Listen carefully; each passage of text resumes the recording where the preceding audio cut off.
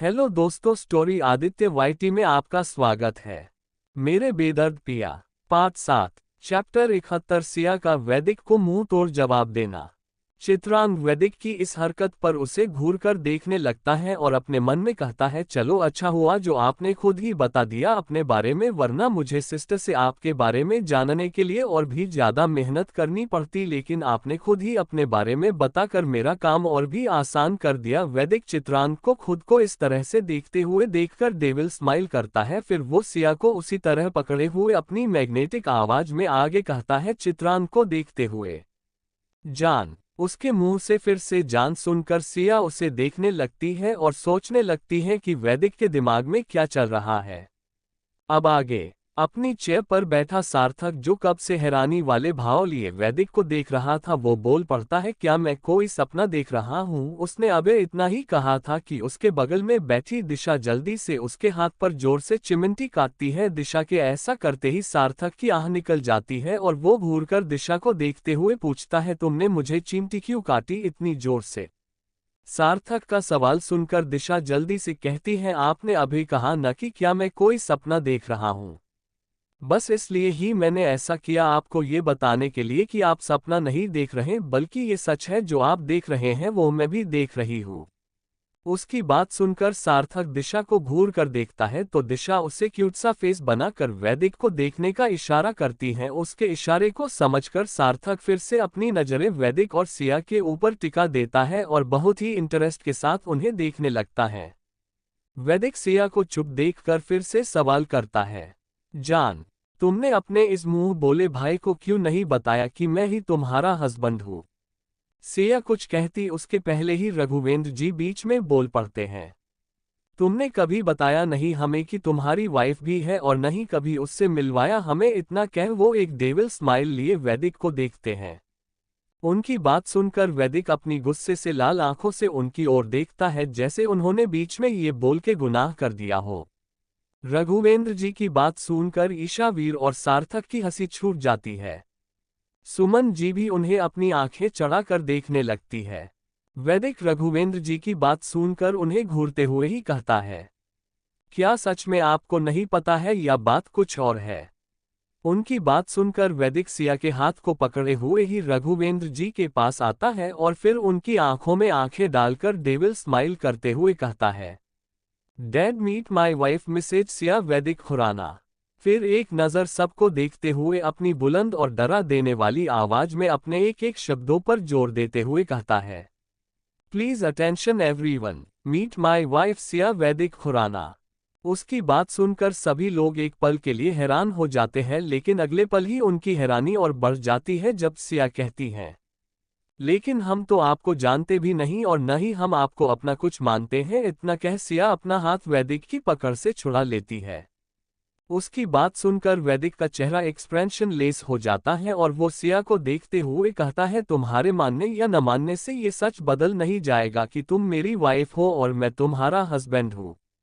वैदिक की बात सुनकर सिया के होठों पर एक व्यंग भरी मुस्कान आ जाती है और वो उसी मुस्कान के साथ कहती है, क्या सच में ऐसा है या ये कोई नया तरीका खोजा है आपने मुझे जलील करने का? अगर कुछ बच गया है तो आप बेझिझक कर सकते हैं, पर आप हमारे ऊपर इतनी मेहरबानी मत कीजिए कि हम आपका ये कर्ज भी न चुका पाए।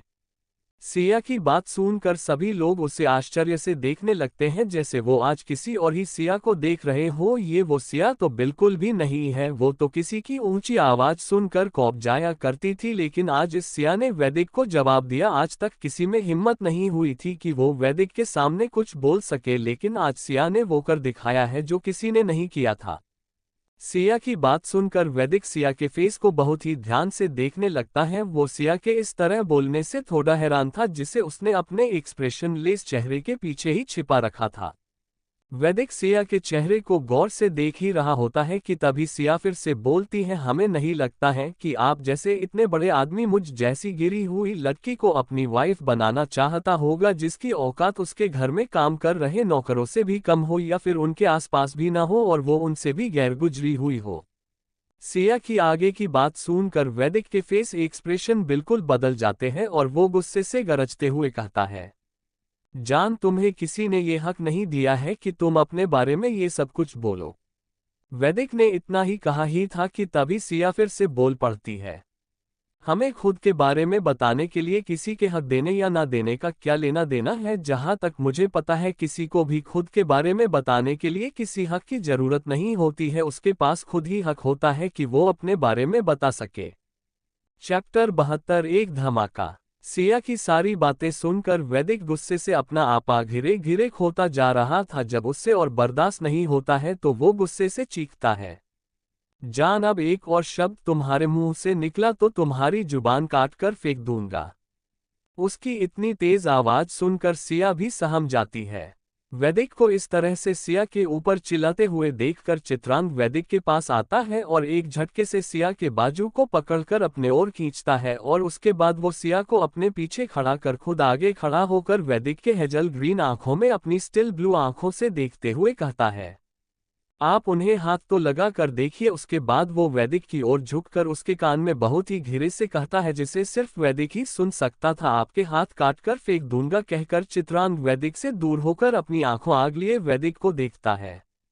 चित्रांग की बात सुनकर वैदिक उसे घूरते हुए उसी के अंदाज में कहता है, हाथ ही नहीं मैं बहुत कुछ लगाऊंगा और तुम कुछ भी नहीं कर पाओगे। अबे तुम बच्चे हो तो बच्चों वाले काम करो। इतना कह वो चित्रांग के पीछे खड़ी सिया को एक नजर देखता है। उसके बाद वो अपनी नजरें घुमाकर सबको देखते हुए अपनी भारी आवाज में कहता है, आप सब लोग अपना ब्रेकफास्ट एंजॉय कीजिए और मेरे जान के मुंह बोले छोटे से भाइयों को भी एंजॉय कराए। तब तक मैं अपनी जान से बात करके आता हूँ।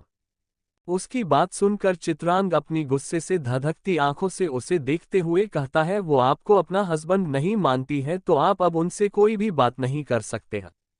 चित्रांग अभी अपनी बात पूरी कर पाता कि उससे पहले ही वैदिक चित्रांग के साइड से होते हुए सिया के पास जाता है और एक झटके के साथ सिया को ब्राइडल स्टाइल में अपनी बाहों में उठा लेता है। उसके बाद बिना किसी पर ध्यान दिए सिया को लेकर लिफ्ट की ओर बढ़ने लगाता है और उसी के साथ जाते जाते वैदिक पार्थ को कुछ इशारा भी करता है। उसे जाते हुए देखकर चित्रांग अपने दांत पिसते हुए गुस्से से अपने शब्दों को चबाते हुए कहता है, आपने ये बिल्कुल भी अच्छा नहीं किया है। आप उन्हें इस तरह से नहीं ले जा सकते हैं, इसके लिए आपको बहुत बड़ी कीमत चुकानी पड़ेगी। इतना कह वो जॉनी को देखकर कुछ इशारा करता है, जिसे समझकर जॉनी जल्दी से अपना सर हाँ में हिलाता है। उसके बाद अपने फोन में कुछ करने लगता है, जिसे देखकर चित्रांग के होठों पर एक रहस्यमयी मुस्कान आ जाती है। उसके बाद वो बंद होती लिफ्ट को देखता है, फिर अपने मन में कहता है, कुछ देर और मेरे प्यारे ब्रदर इन लॉ। उसके बाद एक धमाका। इतना कह वो पार्थ को घूरने लगता है, जो एक प्लेट में खाना सर्व कर रहा था, जैसे चित्रांग के दिमाग में पार्थ को लेके कुछ बड़ा चल रहा हो। सिया खुद को वैदिक के इस तरह से सबके सामने उठाने से सदमे में चली जाती है। उसे कुछ समझ ही नहीं आता है कि उसके साथ क्या हुआ। अबे सिया को जब तक कुछ समझ आता है कि उसके साथ क्या हुआ है, तब तक वो वैदिक के साथ लिफ्ट के अंदर थी और बंद होती लिफ्ट को देखकर वो जल्दी से उसके बाहों से उतरने के लिए छटपटाते हुए कहती है, हमें छोड़िए, आप हमें ऐसे नहीं उठा सकते हैं। वैदिक सिया के बातों को पूरी तरह से इग्नोर कर देता है। तभी लिफ्ट थर्ड फ्लोर पर जाके खुलती है।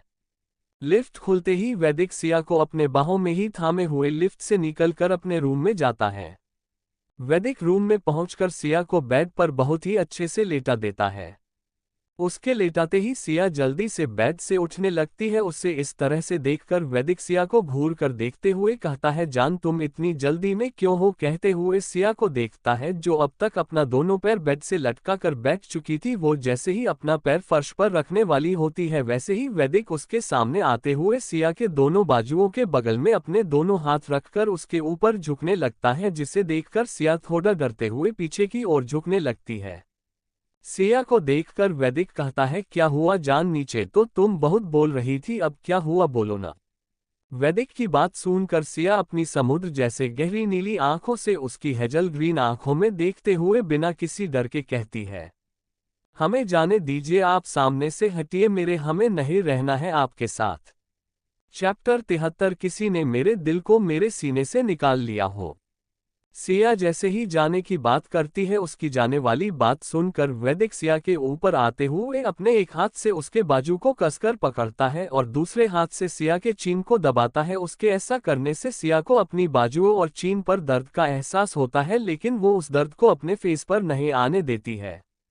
वैदिक गुस्से से एक एक शब्द पर जोर देते हुए कहता है, जान मुझे ऐसा लगता है तुम्हारे अंदर तो बहुत हिम्मत आ गई है जो तुम इन दिनों मेरी बातों का बेखौफ जवाब दे रही हूँ। लगता है तुम भूल गई हो अगर मैंने तुम्हें इस घर से निकाल दिया तो तुम्हारे पास रहने का ठिकाना तक नहीं है। कौन देगा तुम्हें जगह अपने घर में, फिर भी तुम मेरे साथ रहने से मना कर रही हो।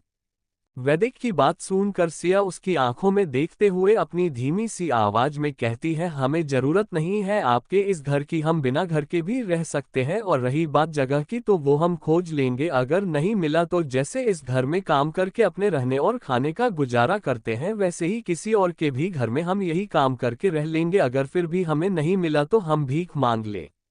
सिया अपनी बात पूरी कर पाती कि उसके पहले ही वैदिक सिया को इस तरह से बोलता हुआ देख अपना आपा खो देता है और वो सिया के चीन को बहुत ही कसकर दबाता है, जिस वजह से सिया बोलते बोलते रुक जाती है और उसके चेहरे पर एक ना बयां करने वाला दर्द उभर आता है। वैदिक सिया के चीन पर और भी ज्यादा दबाव बनाते हुए बहुत ही सहायक तरीके से हंसते हुए अपने रूखे शब्दों में कहता है, जान, क्या तुम थकती नहीं हो इतना बोलने से, या फिर तुम्हारी जुबान ही बहुत तेज चलती है? लेकिन तुम डरो मत, मुझे इन्हें कैसे काबू में रखना है बखूबी ही आता है। फिर वैदिक सिया के ऊपर पूरा लीन होते हुए उसके कानों के पास अपने होठों को लेके जाता है और बहुत ही ठंडे स्वर में कहता है, जान, तुम्हें मुझसे कोई भी दूर नहीं कर सकता है, तुम सिर्फ और सिर्फ मेरी हो। वैदिक के लीन होते ही सिया अपने जले हुए हाथ से वैदिक को खुद से दूर करने लगती है। उससे खुद के ऊपर से हटाने के लिए उसके सीने पर हाथ रख उसे अपने ऊपर से उठाने की कोशिश करते हुए कुछ बोल भी रही थी, लेकिन वैदिक के कसकर उसकी चीन पकड़ने से उसकी आवाज ही नहीं निकल रही थी। सिया के बार बार ऐसा करने से वैदिक झट से सिया के चीन को छोड़कर उसके जले हुए हाथों को भी बेदर्दी से पकड़कर उसके सर के ऊपर करता है और अपने एक हाथ से सिया के दोनों हाथों को कसकर पकड़कर उसके सर के ऊपर कर फिर तुरंत ही उसके चीन को कसकर पकड़ लेता है। वैदिक ये सब इतना जल्दी करता है कि सिया के मुंह से बस इतना ही निकलता है, इस बीच में हमें दर्द। लेकिन वैदिक उसकी बात को नजरअंदाज करते हुए फिर से उसके कानों के पास जाके बोलता है, जान, तुम चाहकर भी अब मुझसे दूर नहीं जा सकती हो। तुम दुनिया के किसी भी कोने में जाओ, मैं तुम्हें खोज लूंगा और फिर तुम्हें अपने पास लेके आऊंगा, क्योंकि तुम मेरी हो। आज तुमने जो कुछ भी कहा उससे तो मैंने चुपचाप सुन लिया, लेकिन आइंदा कभी भी तुम मुझसे दूर जाने के बारे में गलती से भी मत सोचना, वरना मैं तुम्हें जान से मार डालूंगा। वैदिक इस समय किसी सहायकों से कम नहीं लग रहा था, उसकी एक एक बातों में उसका पागलपन साफ साफ दिखाई दे रहा था। वैदिक एक डेविल स्माइल करते हुए फिर से कहता है, जान, तुम्हें पता है तुमने जब मुझे छोड़कर जाने के लिए कहा तो मुझे कैसा लगा? फिर खुद ही जवाब देते हुए कहता है, मुझे ऐसा लगा जैसे किसी ने मेरे दिल को मेरे सीने से निकाल लिया हो और मुझे बहुत तेज दर्द भी हुआ। वैदिक सिया की जाने देने वाली बात सुनकर उसने जो महसूस किया था वो बता रहा था, लेकिन उसके नीचे पड़ी सिया का ध्यान उसकी बातों पर बिल्कुल भी नहीं था। उसका चेहरा इस समय बिल्कुल लाल हो गया था और वो लंबी लंबी सांसें ले रही थी। उसके चेहरे पर दर्द की लकीर खींच गई थी और उसकी आंखों में आंसू जमा हो गए जो किसी भी पल बहने को तैयार थे। सिया वैदिक के नीचे दर्द से छटपटाने लगती है और वो बहुत कोशिश भी करती है उससे झूठने की और बोलने की भी। जब उसे लगाता है वो अब कुछ नहीं कर सकती है तो न चाहते हुए भी उसके आंखों के कोने से आंसू बहने लगते हैं और उसकी आंखें भी हल्की हल्की बंद होने लगती है। चैप्टर 74 हमारे पेट में बहुत ज्यादा दर्द हो रहा है। सिया इस वक्त खुद को बहुत ही लाचार महसूस कर रही थी। वो बार बार बोलने की कोशिश कर रही थी, लेकिन वैदिक ने उसकी चीन को बहुत ही कसकर पकड़ा हुआ था, जिस वजह से उसके मुंह से कोई आवाज ही नहीं निकल रही थी और न चाहते हुए भी सिया के आंखों के कोने से आंसू बहने लगते हैं। वैदिक जो सिया में खोए हुए उससे अपनी बातें कहकर सिया के कान पर और उसके नीचे अपने होठों से छूने लगता है, तभी उसे अपने फेस के ऊपर कुछ गीला सा महसूस होता है, जिसे महसूस कर वैदिक जल्दी से अपना सर उठाकर सिया के फेस को देखता है। सिया के फेस को और उसकी उखड़ती सांसों को देखते ही वैदिक हड़बड़ा जाता है और अपनी बेचनी भरी आवाज में सिया के चीन को छोड़कर जल्दी से उसके गालों को सहलाते हुए पूछता है, जान, जान, तुम्हें क्या हुआ? सिया जो लगभग बेहोश होने वाली हालत में पहुंच चुकी थी, वो अपनी उखड़ती हुई सांसों को काबू में करते हुए बहुत ही धीमी आवाज में बस कुछ शब्द ही बोलती है, हाँ हमारे पेट में बहू बहुत ततजजा ज्यादा दर्द हो रहा है। इतना कहते कहते सिया की आंखें पूरी बंद हो जाती है। सिया की बात सुनकर और उसे फिर से बेहोश होते देखकर वैदिक बहुत ही घबरा जाता है और वो तुरंत ही सिया के पेट को देखने के लिए अपने सर को सिया के पेट की ओर करता है। वैदिक जैसे ही सिया के पेट की ओर देखता तो पाता है कि वो सिया के ऊपर इस वक्त पूरा लीन है और उसी के साथ वैदिक एक झटके से सिया से दूर हो जाता है और वो घबराते अपने अपने मन में कहता है, मैं अपने गुस्से में तो ये भूल ही गया था कि जान प्रेग्नेंट है, फिर भी मैंने अपना पूरा भार उसके ऊपर छोड़ दिया था। ये सब कहते हुए वैदिक जल्दी से अपना फोन निकाल कर ईशा का नंबर डायल करता है। ईशा जो ब्रेकफास्ट कर रही थी और उसने अभी एक बाइट ही खाया था कि तभी उसका फोन रिंग करता है, जिसे सुनकर ईशा अपना फोन पर फ्लेश हो रहे नाम को देखकर मुंह बनाते हुए कहती है, अब ये क्यों मुझे फोन कर रहा है। कहते हुए वो फोन उठाकर अपने कान के पास रख जैसे ही कुछ बोलने को होती है उसके पहले ही उधर से वैदिक की बहुत ही सर्द आवाज उसके कानों में सुनाई देती है, अभी के अभी मेरे रूम में आओ, तुम्हारे पास सिर्फ और सिर्फ 30 सेकंड है। उसकी बात सुनकर ईशा कुछ कहती कि उसके पहले ही वैदिक कॉल कट कर देता है। उसकी बात सुनकर ईशा जल्दी से अपनी चेयर से उठकर लिफ्ट की ओर भागती है। उसे इस तरह से जाते हुए देखकर वीर कहता है, तुम कहाँ जा रही हो, नाश्ता तो करती जाओ। लेकिन ईशा उसकी बातों का कोई जवाब नहीं देती है। लिफ्ट के अंदर जाके सीधे 3rd फ्लोर का बटन प्रेस करती है। वैदिक के रूम में वैदिक सिया को अच्छे से बेड पर लेटा देता है। उसके बाद वैदिक सिया के गालों को सहलाते हुए उसे जगाने की कोशिश करते हुए अपनी नर्म आवाज में सिया से कहने लगता है, जान अपनी आंखें खोलो, जान अपनी आंखें जल्दी से खोलो, वरना मुझसे बुरा कोई नहीं होगा अगर तुमने मेरी बात नहीं मानी तो। ये सब कहते हुए वैदिक की आवाज में एक दर्द झलक रहा था। सिया को इस हालत में देखकर वैदिक की धड़कनें भी बहुत तेज चल रही थी और उसे डर भी लग रहा था कि कहीं सिया और उसके बच्चों को कुछ हो न जाए उसकी इस गलती की वजह से। वैदिक सिया को फेस को देखता है जो धीरे धीरे अब पीला होने लगा था, जिसे देखकर उसे और भी ज्यादा बेचैनी होने लगती है। तभी उसके डोर को एक झटके से साथ खोलते हुए ईशा रूम के अंदर आती है। इस समय वो बहुत ही हाफ रही थी क्योंकि वो वैदिक के दिए गए समय के अंदर भाग कर आई थी। ईशा जल्दी से वैदिक के पास आती है और अपनी सांसों को कंट्रोल करते हुए वैदिक से पूछती है, क्या हुआ, तुमने इतनी जल्दी में मुझे क्यों बुलाया है। उसकी बात सुनकर वैदिक अपनी कठोर आवाज में उससे कहता है, जल्दी से जान को चेक करो, उसके पेट में बहुत ज्यादा दर्द हो रहा था जिस वजह से वो बेहोश भी हो गई है। उसकी बात सुनकर ईशा जल्दी से सिया के हाथ को पकड़कर उसके पल्स को चेक करने लगती है। उसके बाद ईशा जल्दी से सिया को चेक करने लगती है। उसके बाद सिया जल्दी से वैदिक के रूम में से निकलकर बाहर जाती है। फिर कुछ देर बाद अपने मेडिकल किट के साथ रूम में आती है। उसके बाद वो सिया का चेकअप करने लगती है। कुछ देर चेकअप करने के बाद ईशा वैदिक को देखते हुए कहती है, हमने कल जो मेडिसिन सिया को दी थी वो सब कहाँ पर है। उसकी बात सुनकर वैदिक जल्दी से सिया की मेडिसिन निकाल कर ईशा को देता है। ईशा जल्दी से उसके हाथ से दवा लेके उसमें से एक दवा निकालती है और उसे वैदिक को देते हुए कहती है, इस दवा को अभी इसे खिला दो, उसके बाद इसे कुछ देर में होश आ जाएगा तो तुम इसे लेके हॉस्पिटल आ जाना, एक बार मैं जांच करना चाहती हूँ। उसकी बात सुनकर वैदिक बस एक शब्द में जवाब देता है, ओके। वैदिक का जवाब सुनकर ईशा उसे घूरते हुए कहती है, वैसे तुमने बताया नहीं, अचानक से ऐसा कैसे हो गया, कहीं तुमने गुस्से में इसे धक्का तो नहीं ना दे दिया था जिस वजह से ये गिर गई होगी और इसके पेट में दर्द होने लगता है। ईशा की बात सुनकर वैदिक उसे अपनी जानलेवा आंखों से घूरते हुए कहता है, जस्ट गेट आउट। वैदिक की बात सुनकर ईशा उसे घूरते हुए कहती, मैं तो बस मजाक कर रही थी, लेकिन ध्यान रखो इसका 8वां महीना चल रहा है, इस समय में कोई ऐसी गलती नहीं हो और न ही इसके पेट पर ज्यादा भार पड़े। फिर वहां से जाते हुए कहती है, मुझे ऐसा क्यों लग रहा है इसके पीछे तुम्हारा ही हाथ है। ईशा की बात सुनकर वैदिक अपने हाथों की मुट्ठी कसकर बांध लेता है। चैप्टर 75 बार बार मारने से अच्छा एक ही बार में क्यों नहीं मार देते। ईशा गौर से वैदिक के हाथ को देखती है जिसका उसने मुट्ठी बना रखा था।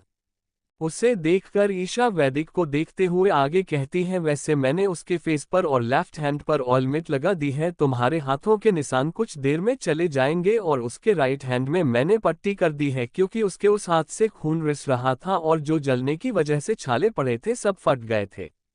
लेकिन ध्यान रखना वो हाथ गीला ना हो, अगर गीला हुआ तो इन्फेक्शन हो सकता है। इतना कहकर ईशा चुप हो जाती है और वैदिक के कुछ बोलने का इंतजार करने लगती है। जब वो कुछ नहीं बोलता है तो ईशा उसे देखते हुए एक व्यंग भरी मुस्कान लिए कहती है, तुम्हें पता है जब तुमने मुझे पहली बार उस हॉस्पिटल में भेजा तो मुझे बहुत गुस्सा आया था कि ऐसा कौन है जो तुम मुझे वहां भेज रहे हो। फिर मैंने वहां सिया को देखा तो मैं समझी कि शायद तुम उसे पसंद करने लगे हो। आखिर वो इतनी प्यारी है ही कि कोई उससे दूर या खुद को उससे प्यार करने से रोक सके।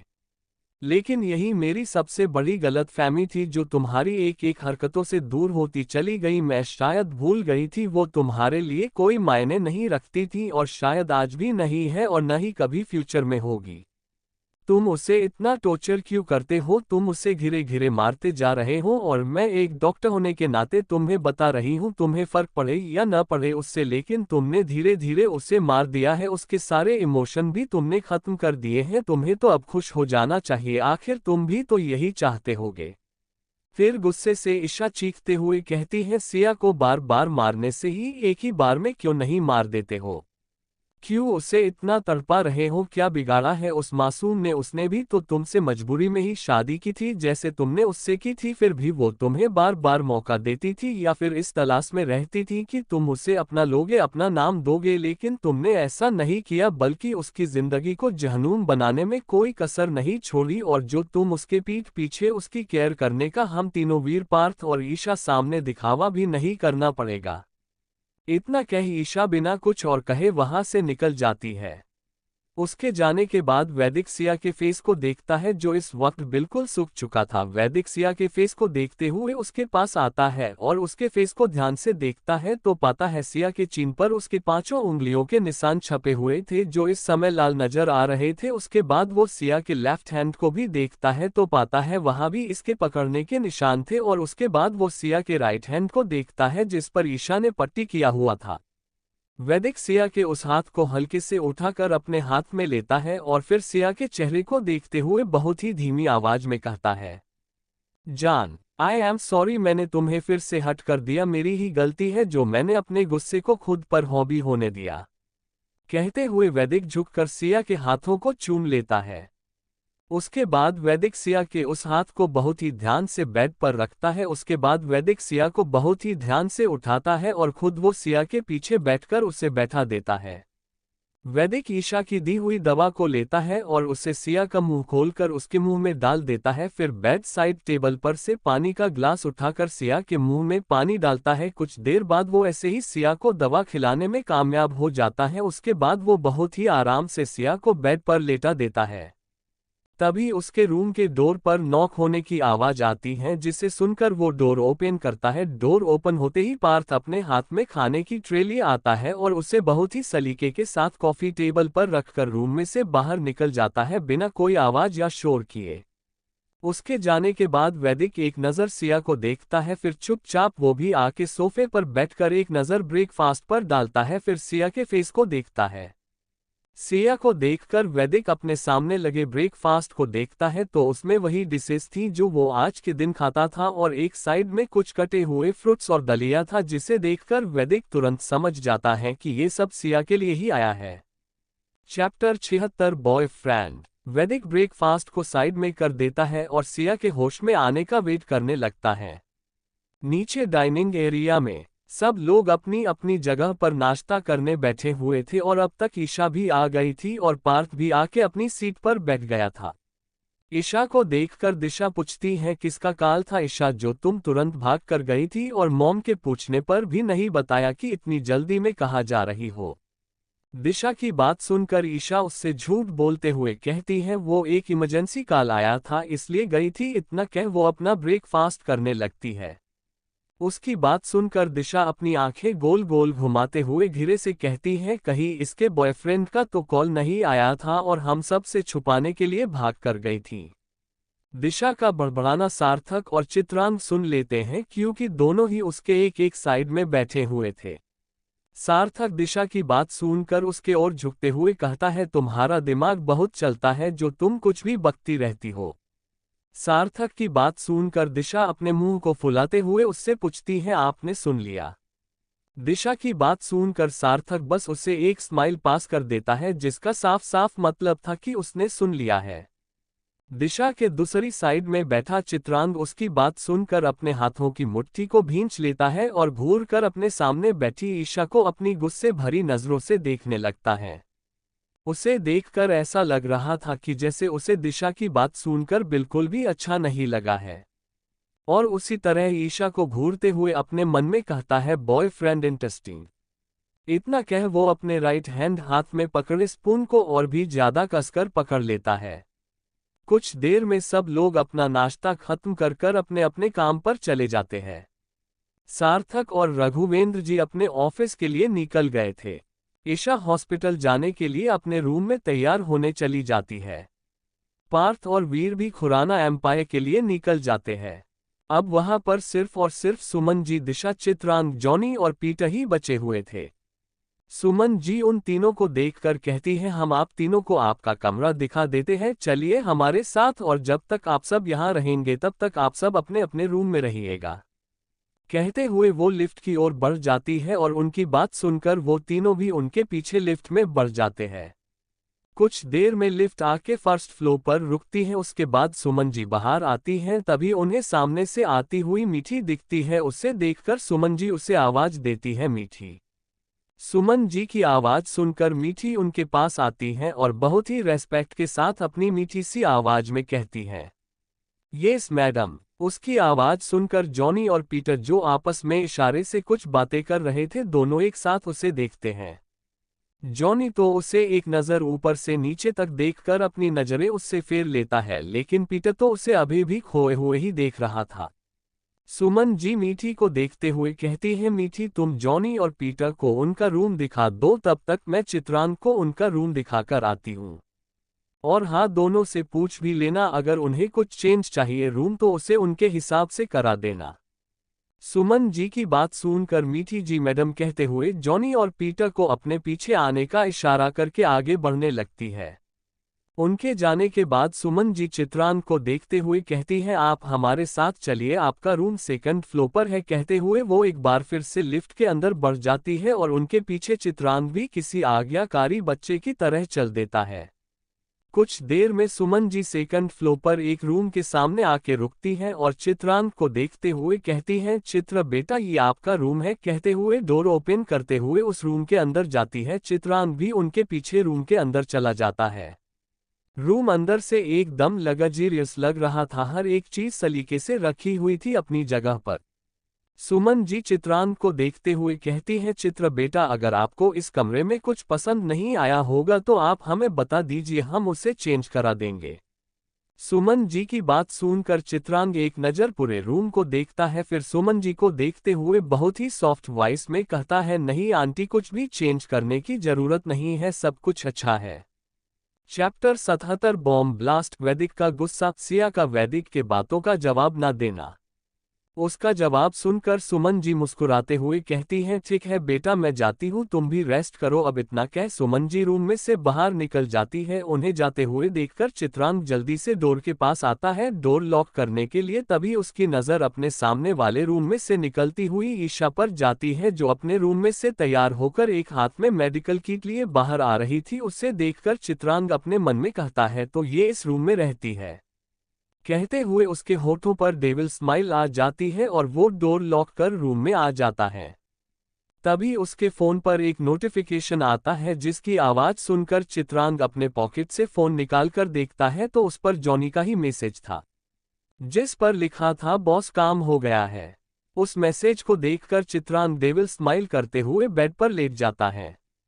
थर्ड फ्लोर वैदिक के रूम में वैदिक का फोन रिंग करता है, जिसकी आवाज सुनकर वैदिक कॉल पिक कर अपने कान के पास लगाता है और बस एक शब्द कहता है, बोलो। तभी दूसरे साइड से पार्थ कहता है, फ्रॉम हाउस पर किसी ने बॉम्ब ब्लास्ट करवा दिया है, जिस वजह से वो पूरा फ्रॉम हाउस जलकर राख में बदल गया है। वीर को जैसे ही पता चला वो तुरंत ही वहां पर गया है।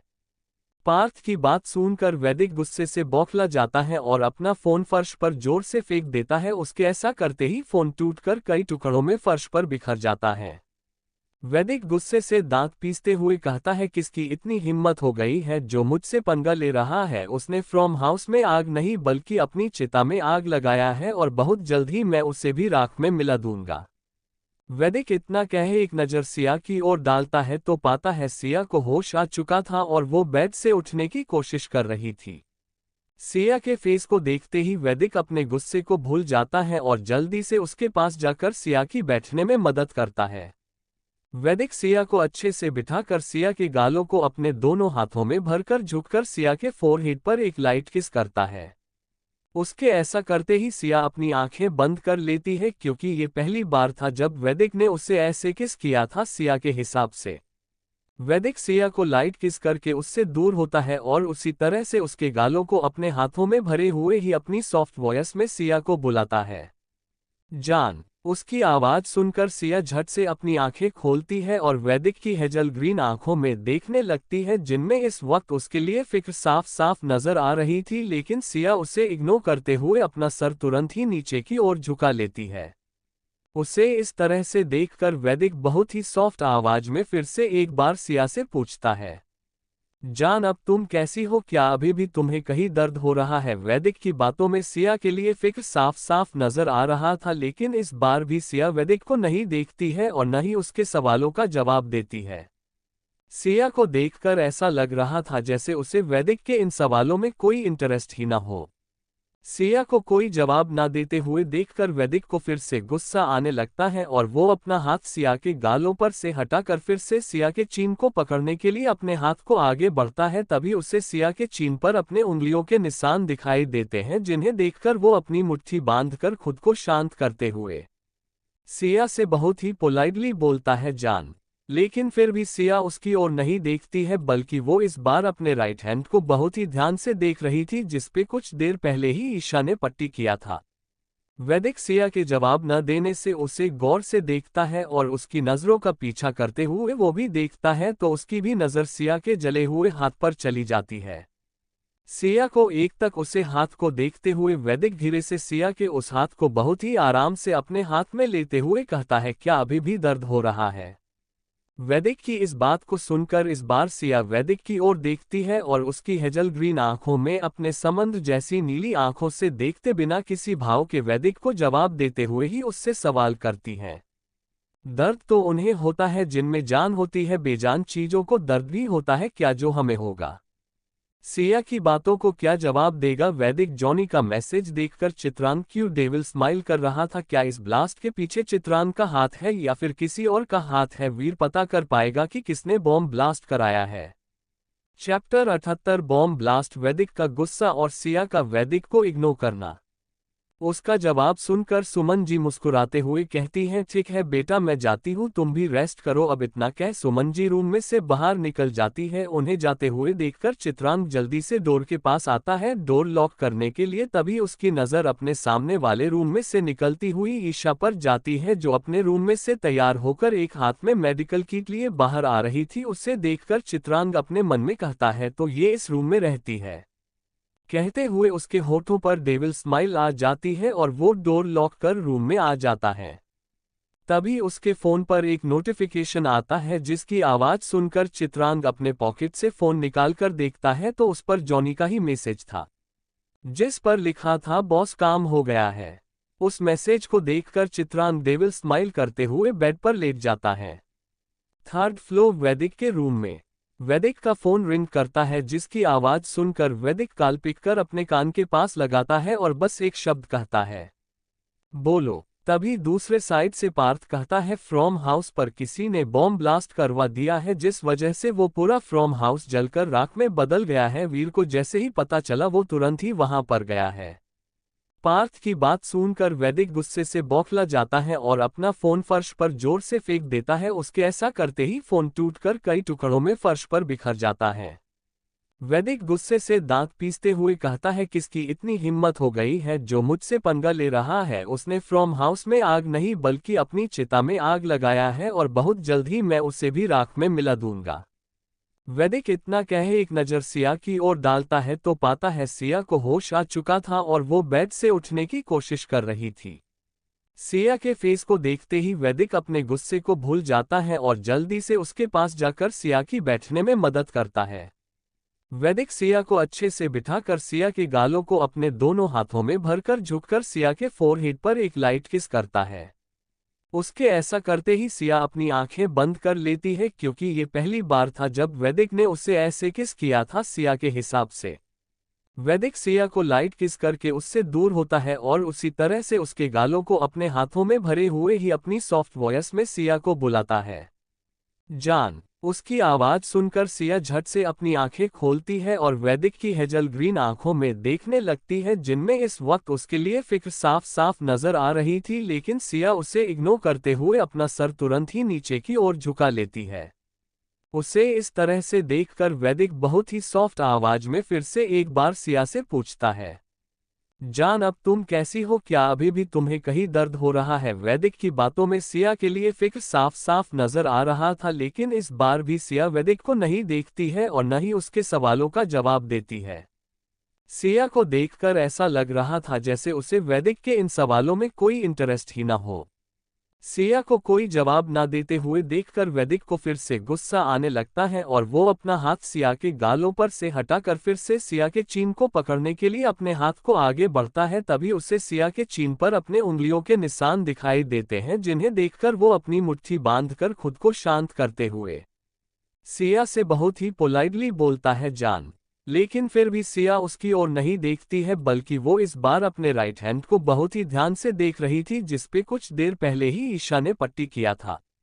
वैदिक सिया के जवाब न देने से उसे गौर से देखता है और उसकी नजरों का पीछा करते हुए वो भी देखता है तो उसकी भी नजर सिया के जले हुए हाथ पर चली जाती है। सिया को एक तक उसे हाथ को देखते हुए वैदिक धीरे से सिया के उस हाथ को बहुत ही आराम से अपने हाथ में लेते हुए कहता है, क्या अभी भी दर्द हो रहा है? वैदिक की इस बात को सुनकर इस बार सिया वैदिक की ओर देखती है और उसकी हेजल ग्रीन आंखों में अपने समुद्र जैसी नीली आंखों से देखते बिना किसी भाव के वैदिक को जवाब देते हुए ही उससे सवाल करती है। दर्द तो उन्हें होता है जिनमें जान होती है, बेजान चीजों को दर्द भी होता है क्या जो हमें होगा? सिया की बातों को क्या जवाब देगा वैदिक? जॉनी का मैसेज देखकर चित्रांग क्यों डेविल स्माइल कर रहा था? क्या इस ब्लास्ट के पीछे चित्रांग का हाथ है या फिर किसी और का हाथ है? वीर पता कर पाएगा कि किसने बॉम्ब ब्लास्ट कराया है। चैप्टर 79 फिर से सिया को चित्रांग का हाथ पकड़कर जाता देखकर वैदिक की भवें फिर से सिकुड़ जाती है और वो अपने दांत पिसते हुए बहुत ही डरावनी आवाज में सिया को आवाज देता है, जान। वैदिक की आवाज सुनकर सिया का दिल धक से करता है और वो अपनी जगह पर रुककर हैरानी के साथ वैदिक को अपनी नीली आंखों से देखने लगती है, क्योंकि सिया को इसका बिल्कुल भी अंदाजा नहीं था कि वो सबके सामने उसे जान कहकर बुलाएगा, वो भी इस तरह से। उसका तो दिमाग ही पूरा ब्लैक हो चुका था उसके मुंह से फिर से जान सुनकर। वैदिक के मुंह से जान सुनकर सभी लोग आश्चर्य से वैदिक को देखने लगते हैं और समझने की कोशिश करने लगते हैं कि उसने किसे कहा है। लेकिन वैदिक की आगे की बात सुनकर सुमन जी, सार्थक और दिशा को फिर से एक झटका लगता है और वो तीनों एक साथ बोल पड़ते हैं, सिया को बोला। उसके बाद तीनों एक दूसरे को देखने लगते हैं जैसे कंफर्म कर रहे हो, सही कहा ना मैंने? वही रघुवेंद्र जी वैदिक को देखकर अपने मन में कहते हैं, कुछ तो अकल आए इससे, कम से कम किसी के सामने तो सिया को अपनी पत्नी मानेगा। अब इतना कह वो अपना फेस साइड कर सुमन जी को देखने लगते हैं, जो हैरानी वाले भाव लिए वैदिक को ही एक तक देख रही थी। उन्हें इस तरह देखकर रघुवेंद्र जी बस अपना सर हिला देते हैं। उसके बाद वो भी एक डेविल स्माइल करते हुए वैदिक को देखकर कहते हैं, थोड़ा मजा तो हम भी ले सकते हैं जब इतना अच्छा सो चल रहा है तो। वैदिक आगे कहता है, जान तुमने कभी बताया नहीं। फिर चित्रांग की ओर इशारा करते हुए, मेरा एक साला भी है। उसके बाद वो थोड़ी सी एक्टिंग करते हुए आगे कहता है, अरे नहीं जान, मैंने शायद गलत बोल दिया, मेरा एक साला नहीं बल्कि। फिर जॉनी और पीटर को देखकर तीन साले हैं कहते कहते वैदिक सिया के सामने आके खड़ा हो जाता है। वैदिक की बात सुनकर और उसे अपने सामने खड़ा देखकर सिया की पकड़ चित्रांग के हाथों पर कस जाती है, जिसे महसूस कर चित्रांग सिया के फेस को देखता है जिसपे कोई भाव नहीं था, लेकिन उसकी आंखों में कुछ सवाल जरूर थे। लेकिन चित्रांग वैदिक की बात सुनकर और अपने सामने देखकर जल्दी से रिएक्ट करता है और बोलता है, आप कौन और आप मेरी सिस्टर से ऐसे बात नहीं कर सकते हैं। चित्रांग की बात सुनकर वैदिक अपनी डरावनी मगर धीमी आवाज में पूछता है, क्यों, मैं ऐसे बात क्यों नहीं कर सकता हूं। उसके बाद वो चित्रांग को पूरा इग्नोर करते हुए सिया से कहता है, जान तुमने अपने इस मुंह बोले भाई को क्यों नहीं बताया कि मैं ही तुम्हारा हस्बैंड हूं, देखो अब वो मुझसे कैसे बात कर रहा है। वैदिक की बात सुनकर सिया के साथ साथ सभी लोगों को फिर से एक बार झटका लगता है। तभी वीर पार्थ से कहता है, क्या आज सूरज पश्चिम से निकला है? जो इसने ऐसा कहा उसकी बात सुनकर पार्थ अपने एक्सप्रेशन लेस चेहरे के साथ जवाब देता है, मुझे पता नहीं आज इसे क्या हुआ है। पार्थ की बात सुनकर वीर उसे घूरते हुए कहता है, तुम्हें नहीं पता तो और किसे पता होगा, तुम तो उसके बचपन से दोस्त हो, उसके साथ पढ़े भी हो और साथ में बड़े भी हुए हो और अब एक साथ काम भी करते हो, उसके एक इशारे से उसकी पूरी बात समझ जाते हो, तो तुम्हें ये क्यों नहीं पता है? वीर की बात सुनकर पार्थ कोई जवाब नहीं देता है। उसके बाद वो वैदिक को देखने लगता है। उसे इस तरह देखकर वीर अपने दांत पिसते हुए कहता है, दोनों ही एक जैसे हैं। इतना कह वो भी वैदिक को देखने लगता है। इसके विपरीत सिया को देखकर ऐसा लग रहा था जैसे वो किसी सदमे में चली गई है। वैदिक की बात सुनकर सिया को खोया हुआ देखकर वैदिक सिया के बाजू को पकड़कर अपने ओर खिंचता है, जिससे सिया सीधे उसके सीने से जा लगती है। वैदिक के ऐसा करते ही सिया अपने होश में आती है और वो उससे खुद को छुड़ाने लगती है, लेकिन वैदिक उसे नहीं छोड़ता है। चित्रांग वैदिक की इस हरकत पर उसे घूरकर देखने लगता है और अपने मन में कहता है, चलो अच्छा हुआ जो आपने खुद ही बता दिया अपने बारे में, वरना मुझे सिस्टर से आपके बारे में जानने के लिए और भी ज्यादा मेहनत करनी पड़ती, लेकिन आपने खुद ही अपने बारे में बताकर मेरा काम और भी आसान कर दिया। वैदिक चित्रांग को खुद को इस तरह से देखते हुए देखकर डेविल स्माइल करता है। फिर वो सिया को उसी तरह पकड़े हुए अपनी मैग्नेटिक आवाज में आगे कहता है, चित्रांग को देखते हुए। चैप्टर 80 सिया का प्लेट फेंकना, वैदिक का सिया के पीछे जाना। वैदिक अपने सवाल के जवाब के बदले सिया का सवाल सुनकर गौर से उसके आंखों में देखने लगता है, जिनमें उसे कोई भी इमोशन नजर नहीं आ रहा था। सिया को इस तरह से खुद को देखते हुए पाकर वैदिक भी इस बार खामोश हो जाता है। उसे इस बार समझ ही नहीं आ रहा था कि वो क्या जवाब दे उसकी बातों को। वैदिक सिया से बिना कुछ बोले ही कॉफी टेबल के पास आता है और सिया के लिए आया ब्रेकफास्ट की प्लेट लेके बेड के पास जाता है और उसे सिया की ओर बढ़ाते हुए अपनी इमोशन लेस फेस के साथ भारी आवाज में कहता है, इसे अभी खाओ। उसकी आवाज ऐसी थी जैसे वो सिया को खाने के लिए कह नहीं रहा हो बल्कि उसे ऑर्डर दे रहा हो। वैदिक की बात सुनकर सिया बिना किसी भाव के उसके हाथ से प्लेट ले लेती है और उससे अपनी नजरें फेरकर बालकनी की ओर देखने लगती है। वैदिक सिया को खुद से नजरें फेरते ही उसकी माथे की नसें उभर आई थी गुस्से से और वो अपने हाथों की मुट्ठी कसकर बांध लेता है।